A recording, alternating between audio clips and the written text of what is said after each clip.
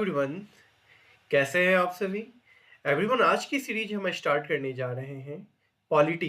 Polity के अंतर्गत हम directive principle of state policy, राज्य के नीति निर्देशक तत्व से हम पीवाईक्यू को करेंगे, जो कि हमारे संविधान के भाग 4 में मेंशन किया गया है। और इसकी आर्टिकल अनुच्छेद की बात करें तो आर्टिकल 36 से लेकर के 51 तक directive principle of state policy के बारे में वर्णन है। चलिए हम क्वेश्चन को स्टार्ट करते हैं। पहला क्वेश्चन है, राज्य के नीति निर्देशक सिद्धांतों को भारतीय संविधान में शामिल किए जाने का उद्देश्य क्या क्या था। पहला ऑप्शन है राजनीतिक प्रजातंत्र की स्थापना करना। दूसरा, सामाजिक प्रजातंत्र को स्थापित करना। तीसरा, गांधीवादी प्रजातंत्र को स्थापित करना। और लास्ट, सामाजिक और आर्थिक प्रजातंत्र को स्थापित करना। तो इसका राइट आंसर दोस्तों हो जाएगा डी। इसका राइट आंसर हो जाएगा सामाजिक और आर्थिक प्रजातंत्र की स्थापना करना। चलिए नेक्स्ट क्वेश्चन देखते हैं। निम्नलिखित में से कौन सा एक राज्य के नीति निर्देशक सिद्धांतों का उद्देश्य नहीं है। इसमें पूछ रहा है उद्देश्य नहीं है। चलिए ऑप्शन पढ़ते हैं। एक, कल्याणकारी राज्य की स्थापना करना। बी, सामाजिक आर्थिक न्याय को सुनिश्चित करना।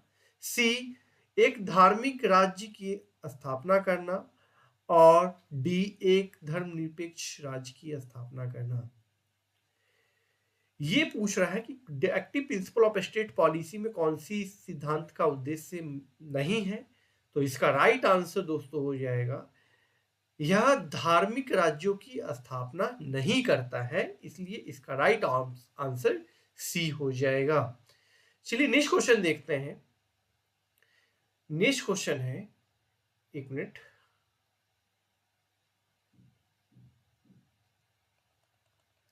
राज्य के नीति निर्देशक सिद्धांत किस प्रकार मौलिक अधिकार से भिन्न है। ऑप्शन,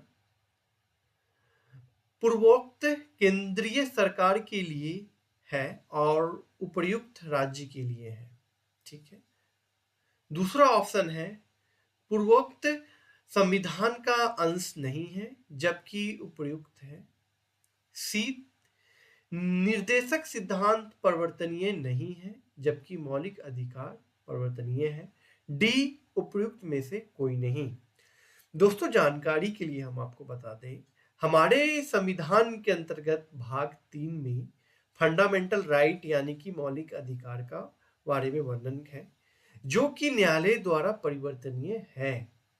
परंतु DPSP, directive principle of state policy, जिसे हम राज्य के नीति निर्देशक तत्व कहते हैं, यह न्यायालय द्वारा परिवर्तनीय नहीं है, यानी कि बाध्य योग्य नहीं है। हम डीपीएसपी को लेकर के न्यायालय नहीं जा सकते हैं दोस्तों।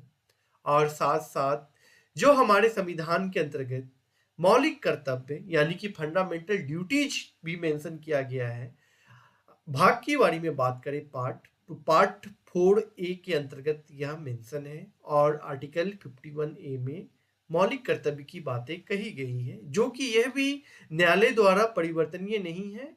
हम इसे न्यायालय नहीं लेकर के जा सकते, ये बाध्य योग्य नहीं है। इसी के लिए इसका जो राइट आंसर हो जाएगा सी, इसका राइट आंसर हो जाएगा। चलिए नेक्स्ट क्वेश्चन देखते हैं। भारत में निम्नलिखित में से किसके अंतर्गत पंचायती राज प्रणाली की व्यवस्था की गई है। Directive principle of state policy में आर्टिकल 40 पंचायती राज व्यवस्था के बारे में बात करता है। ठीक है, ये आप याद रखेंगे। आर्टिकल 40 जो है वो पंचायती राज्य व्यवस्था के बारे में बात करता है। और directive principle of state policy यानी कि राज्य की नीति निर्देशक तत्व के अंतर्गत आता है। इसी के लिए जो इसका राइट आंसर हो जाएगा यह सी, इसका राइट आंसर हो जाएगा। चलिए नेक्स्ट क्वेश्चन की ओर हम आगे बढ़ेंगे। नेक्स्ट क्वेश्चन है, निम्न में से कौन सा अनुच्छेद पंचायत के गठन के लिए राज्य सरकारों को निर्देश देता है। कौन सा अनुच्छेद देता है, पंचायतों के गठन के लिए सरकारों को निर्देश देता है। तो अभी हमने आपको बताया कि आर्टिकल 40 पंचायती से रिलेटेड है, तो आर्टिकल 40 हो जाएगा। ठीक है, यह राज्य सरकारों को निर्देश देता है पंचायत का गठन के लिए। ठीक है, चलिए नेक्स्ट क्वेश्चन देखते हैं। भारत के संविधान के भाग 4 में अंतर्शिष्ट अंतर्विष्ट प्रावधानों के संदर्भ में निम्नलिखित कथनों में से कौन सा सही है? ऑप्शन देखते हैं। पहला, वे न्यायालय द्वारा परिवर्तनीय होगा, जो कि नहीं है। दूसरा देखते हैं, वे किसी भी न्यायालय द्वारा परिवर्तनीय नहीं है, जो कि सही है। तीसरा देखते हैं, इस भाग में अधिकथित सिद्धांत राज्य के द्वारा कानून बनाने को प्रभावित करेंगे। ठीक है,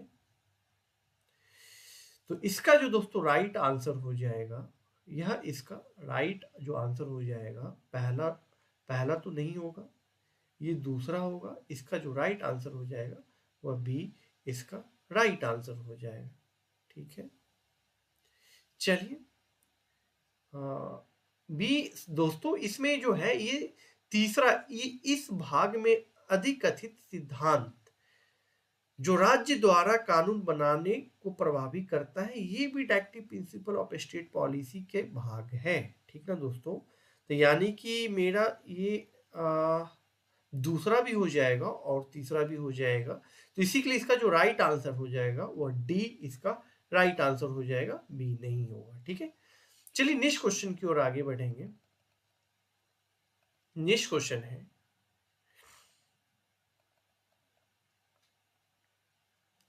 राज्य की नीति निर्देशक तत्वों के बारे में निम्नलिखित कथनों पर विचार कीजिए। पहला, ये तत्व देश के सामाजिक आर्थिक लोकतंत्र की व्याख्या करते हैं। दूसरा, इन तत्वों में अंतर्विशिष्ट उपबंध किसी न्यायालय द्वारा परिवर्तनीय नहीं है। ठीक है दोस्तों, इसका जो राइट आंसर हो जाएगा, ये तो है न्यायालय द्वारा परिवर्तनीय नहीं है, और ये सामाजिक आर्थिक लोकतंत्र की भी व्याख्या करती हैं, जैसे कि अभी हमने आपको पिछले क्वेश्चन में बताया था। तो ये ऑप्शन ए, ऑप्शन बी, यानी कि 1 और 2 ये दोनों सही हो जाएगा, इसी के लिए इसका राइट आंसर सी हो जाएगा दोस्तों। ठीक है, नेक्स्ट क्वेश्चन देखेंगे। कल्याणकारी राज्य की संकल्पना का समावेशी भारत के संविधान में है। किसमें है? भारत के संविधान में राज्य के नीति निर्देशक तत्व में लोक कल्याणकारी राज्य की स्थापना की बातें कही गई है दोस्तों। ठीक है, ये याद रखेंगे। चलिए नेक्स्ट क्वेश्चन की ओर अब हम आगे बढ़ेंगे।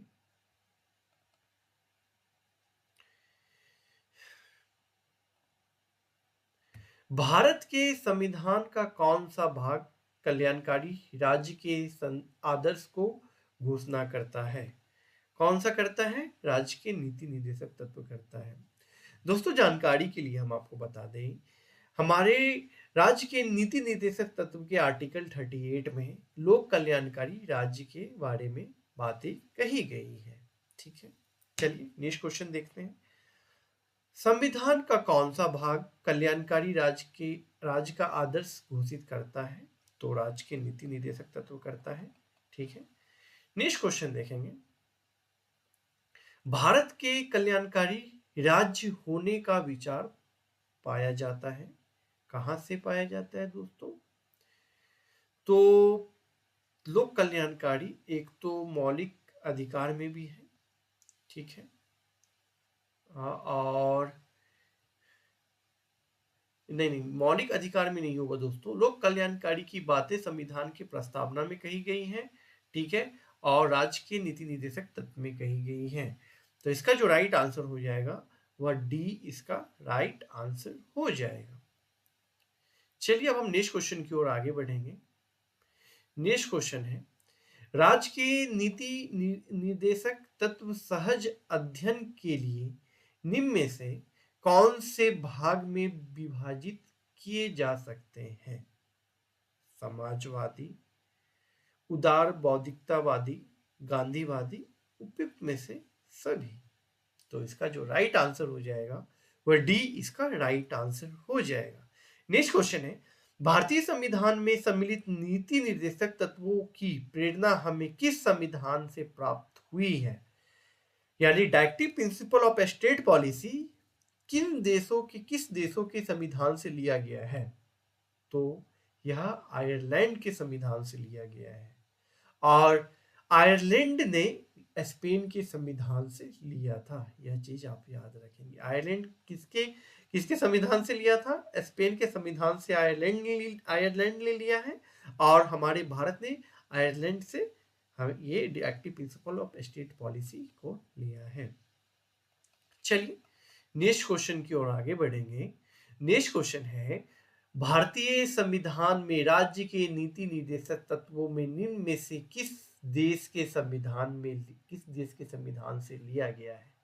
तो जैसा कि अभी हमने आपको बताया कि आयरलैंड से लिया गया है, तो इसका राइट आंसर सी हो जाएगा।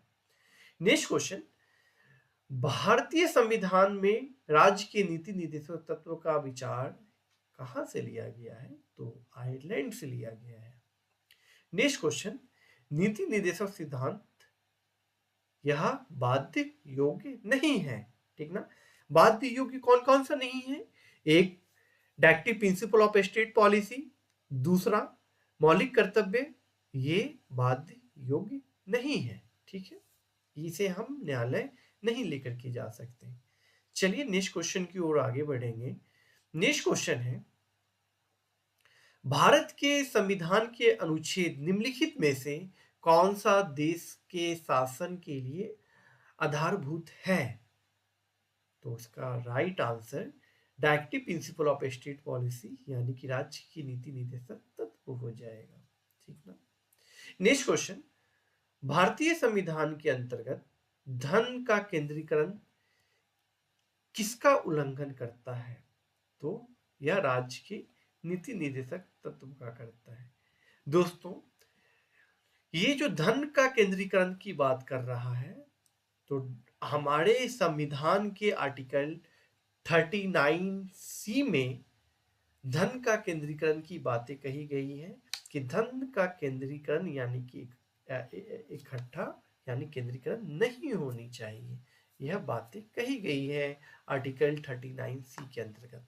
क्या? धन का केंद्रीकरण नहीं होना चाहिए। कहने का क्या मतलब हुआ? किसी एक पार्टी, एक राज्य या एक आदमी के पास धन का इकट्ठा यानी केंद्रीकरण नहीं होना चाहिए। चलिए नेक्स्ट क्वेश्चन देखेंगे। नेक्स्ट क्वेश्चन है, समाज कार्य के लिए समान कार्य के लिए समान वेतन भारत के किस संविधान में सुनिश्चित किया गया है? तो यह मौलिक राज्य के नीति निर्देशक तत्व में किया गया है, directive principle of state policy में किया गया है। तो कौन से अनुच्छेद में यह बातें कही गई है कि समान कार्य के लिए समान वेतन होनी चाहिए? दोस्तों, तो आर्टिकल 39D में यह बातें कही गई है कि समान कार्य के लिए समान वेतन होना चाहिए।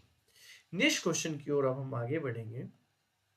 नेक्स्ट क्वेश्चन है, निम्नलिखित में से कौन सा राज्य की नीति के निर्देशक तत्वों में निहित है? कौन सा है? पहला ऑप्शन पढ़ेंगे, अपराधों के लिए दोषी से संरक्षण, जो कि नहीं है, ये मौलिक अधिकार में है। प्राण एवं दैहिक स्वतंत्रता आर्टिकल 21 बात करता है, जो कि मौलिक अधिकार में है, ये भी नहीं होगा। अल्पसंख्यक वर्गों की हितों की संरक्षण, ये भी मौलिक अधिकार में है, ये भी नहीं होगा। तो ऑप्शन डी बच रहा है दोस्तों। तो इसका जो राइट आंसर ऑप्शन डी हो जाएगा, पुरुषों और स्त्रियों दोनों का समान कार्य के लिए समान वेतन मिलना चाहिए। यह कौन सा आर्टिकल बात करता है हमारे संविधान का? आर्टिकल 39D, ठीक है दोस्तों आज के लिए इतना ही। हम आपके साथ नेक्स्ट सीरीज में नेक्स्ट टॉपिक के साथ मिलेंगे। तब तक के लिए धन्यवाद।